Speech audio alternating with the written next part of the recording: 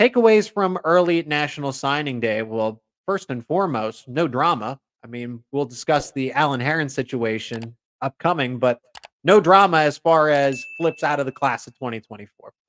Penn State had 25 players that were verbally committed, and they all signed. That is a win. You didn't feel with all of the different changes, right? You fired your offensive coordinator in the middle of the season, and you had a quarterback who was right committed more so to Penn State and James Franklin than Mike Yursich. I'm not saying Ethan Grunkmeyer's decision was ultimately based on Yursich, whether he was there or not, but Mike Yursich was the primary recruiter for Drew Aller, Ethan Grunkmeyer, Jackson Smolik, right? All of these have both revealed a little bit of a different situation. But you have to think with changing offensive coordinators like this, right? You commit to a different kind of Penn State versus what they are now. But there is a staple to all of this. James Franklin. James Franklin is the glue that holds all of this together. So not only that, you lose your defensive coordinator, who is one of the best coaches to play for in the country. That's an honest truth. That Manny Diaz, the impact that he had, I would say that he's an okay recruiter. I would say that there are better assistant coaches that are better than him at recruiting than he is. But I mean, the results speak for itself that he is one of the best assistant coaches in college football when he is in that spot. But you lose both of your coordinators, your second in command to James Franklin, and you don't have anybody that decommits and says, I'm going to reevaluate. Even if they come back and recommit, right? You keep all of your primary targets from the biggest names to players that, yeah, they're 3 stars. They're going to have to develop, but hopefully they can live up to a better potential than what they have according to the recruiting sites. But no drama whatsoever. You didn't have to worry about any other outside schools trying to take players away. They seem to be all in 110%. That's what they say when they commit, 110% Penn State. And the reason for that is James Franklin. James Franklin gets a lot of flack for different things. And I can understand it, right? You might not call a timeout correctly in a certain place. The big games, other than right, it's been since 2016. Penn State hasn't beaten Ohio State. I understand that. I do. And it's important to have that criticism. I'm not trying to brush that to the side. But James Franklin made this a point in his press conference on early National Signing Day. Commit to me. Commit to Penn State University because he is honest. I like James Franklin's approach to recruiting a lot because other coaches are going to say things to get you onto campus every which way. And I do genuinely believe James Franklin when he says that we are open and we are honest with the players that we recruit. There are some things that we're going to tell them, hey, you're not going to play right away. Hey, you're not going to wear this number because someone else is wearing it, right? And all those different things that coaches and recruiting coordinators will do to try to get players on campus. And James Franklin is truly the glue that holds it all together. He told us, commit to me and the university. Don't commit to an assistant coach because they might not be there in a couple of years. Manny Diaz, who knows what the conversations were about Mike Yursich because that was different. You weren't living up to the results. You won't have to fire anybody. But the reality of it was Manny Diaz at some point was going to leave. He mentioned J1 Sider and Anthony Poindexter potentially specifically those two taking head coaching jobs in the future. Coach, are you trying to allude to something? Are you trying to let us know something that's a realistic possibility? Because it is. It is if you look at it. J1 Sider could be and should be a head coach in due time. Not tomorrow, maybe not a year from now, but 2 more seasons, 3 more seasons. I imagine that that's a conversation that they have had. And he said that specifically with Quentin Martin and Corey Smith, the running backs that committed in 2024. Commit to Penn State. Commit to James Franklin, myself. He said, commit to me. And J1 Sider, because he might not be there. So what else does that say? James Franklin seems pretty confident, pretty firm when he tells these players to commit to me. Some of my audience might say, that's great. That is a great thing. James Franklin is back. There's stability. He's not going anywhere. There's no doubt. Other people might say, I can't wait to get rid of this guy. Why is he so confident that he's going to be around for the foreseeable future? I'm not I'm not interested in that discussion. I do like James Franklin as the head coach of Penn State. I've made that very clear. Even with with 10-2 season. 10-2 season. The New Year's Six bowls. You're expanding to a 12-team college football playoff. Penn State is in the position that it is because of James Franklin. What other coach would be able to do what James Franklin has done despite the sanctions, despite being behind in NIL, despite being behind with the facilities? Comment section is wide open, so please have this discussion with me. But that really is the main takeaway from early National Signing Day, is that despite all of these changes, despite all of these different competing factors, NIL, transfer portal, showing, the struggles that they had, and this group of 25 players, very talented group, top 15 class, didn't budge, didn't move, nobody wavered. And you got to give a lot of credit to James Franklin for being that glue to hold it all together. So yes, does Franklin have some shortcomings? Absolutely. What coach doesn't? But the way that he runs this program in the age of college football, in this age of college football, which goes beyond just putting a playbook together. It's about building staffs, building a team, being able to recruit, being able to now do all of this extra business stuff with NIL. You have to recruit high school players, but now your own team, guys that you already recruited. It's a difficult situation. Are some better at it? Yes, but they're also in a different situation, in a different environment. James Franklin can succeed at Penn State.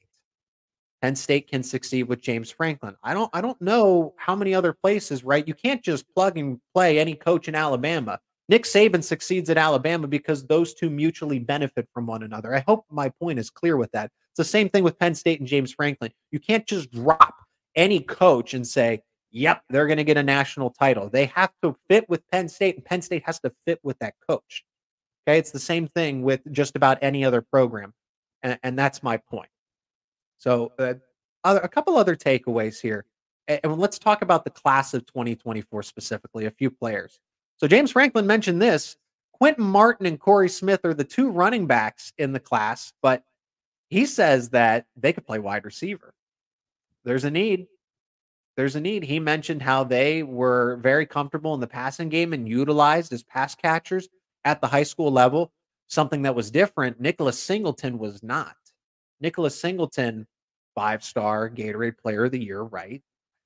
I understand all the accolades and the performance as a running back, but as a pass catcher, there's been a lengthier development there. Quentin Martin and Corey Smith are different in this case, and they're going to struggle to see the field because you have two future NFL draft picks. I would say high NFL draft picks, all conference players. We know that. I'd like them to live up to All-America potential, but Singleton and Allen are not losing any snaps because these two guys are coming in as freshmen. But when you're not getting the players out of the transfer portal that you want, and these guys have shown some ability in the passing game, who's to say that Corey Smith couldn't play a little bit of slot receiver? Who's to say that Quentin Martin, with that 6-foot plus frame, couldn't go on the outside and be used? These guys are athletes at their purest form, and if they can catch a football and run some routes, why not give it a try to see what you have? I don't think there's anything to lose because there's a need for wide receiver. There's not a need at the moment for running back. Now, when Singleton and Allen leave, yeah, you need a number one and a number two immediately. And that's what those guys can do. But if you want to get them on the football field purely as athletes, you can do that, or at least get them, see what they can do in practice. And if it doesn't work out, scrap it, fold it, do something else. But I thought that was interesting that he made that note unprovoked that Martin and Smith could play some wide receiver if things go well. Another player I want to highlight that James Franklin was asked about directly, Cooper Cousins. Cooper Cousins, I think, is game day Division I ready. Between the frame at 6'6", projects at 330 pounds. He's already listed at 315. James Franklin said he was 330. And he called him positionless. Could play center, either of the guards, either of the tackle spots. Penn State's got to need a tackle. Caden Wallace isn't coming back. We haven't heard from Olu Fashanu, but come on, right? It's no secret. You're going into the NFL draft. Javen Williams, Drew Shelton, as talented as they are, you need tackle depth. And when we talk about Alan Herron, things get a little bit cloudier at that spot. What do you do? Cooper Cousins, as a true freshman, as a mean blocking machine, could certainly see some reps as a true freshman. There's a lot of early enrollers too. Just under half of this class is going to enroll early. I think I have that right. But these are the early enrollees for those who are curious. Liam Andrews, defensive tackle. Antoine Belgrave, shorter, corner. Egan Boyer, offensive tackle. Josiah Brown, wide receiver. DeAndre Cook, defensive lineman. Cooper Cousins, as I mentioned. T.A. Cunningham, defensive tackle. Xavier Gilliam, defensive tackle. Quarterback Ethan Grunkmeyer. Jalen Harvey, defensive end. Kari Jackson, linebacker. Quentin Martin. John Mitchell, cornerback. Luke Reynolds, tight end. Garrett Sexton, offensive tackle. And Vabu Torre, safety. Maybe some spots at linebacker, but I think he's going to be a true safety in this class. So those are your early enrollees. And you would like to see as many people enroll early as possible to get the weight, to get used to as much of the speed of college football as possible. But these guys all get a head start, and that's good for them. Tom Allen also had an introductory press conference, and I like what he had to say. I like that he showed appreciation to the roots of Penn State, being linebacker U. Defense has traditionally been the staple of Penn State. It hasn't been powerhouse juggernaut offenses. It's been the stifling defenses over decades and decades. All right. Penn State isn't quarterback U. You would like them to be, but they're linebacker U. And I just like the way that Tom Allen, right? I like his voice. He just seems like a defensive guy. It just, you can see the energy.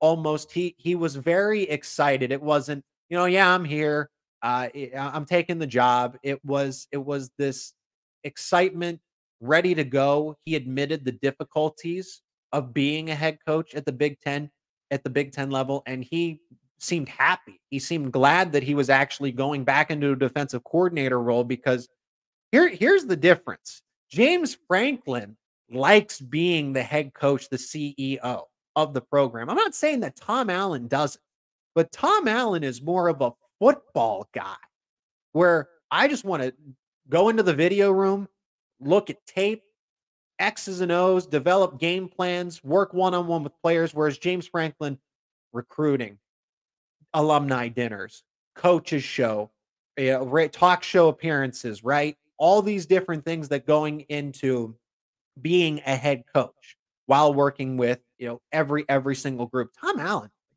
he just said, I get to coach defense again. And that's very exciting.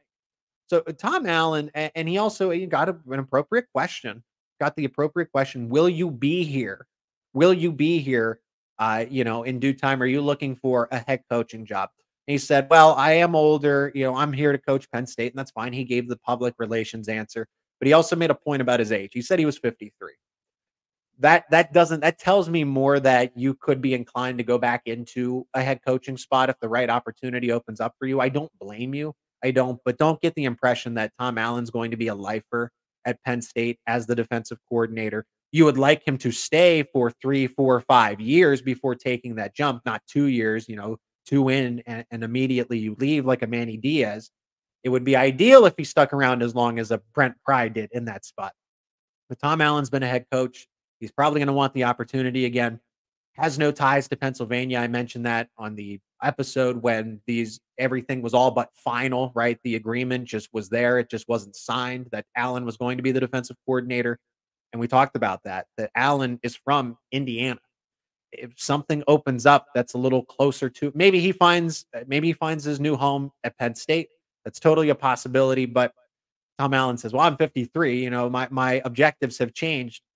Pete Carroll. I know Pete Carroll's different and he's in the NFL, but Pete Carroll's 72 and he's a head coach. I don't think age has anything to do with it. Depends where you're comfortable, and everybody wants to be better. And head coach leading a program, leading a team is the highest goal. It's the same thing. Players going to the NFL. Players don't want to just settle for college football. They want to play in the NFL. Those are the those in short, those are the takeaways from early National Signing Day.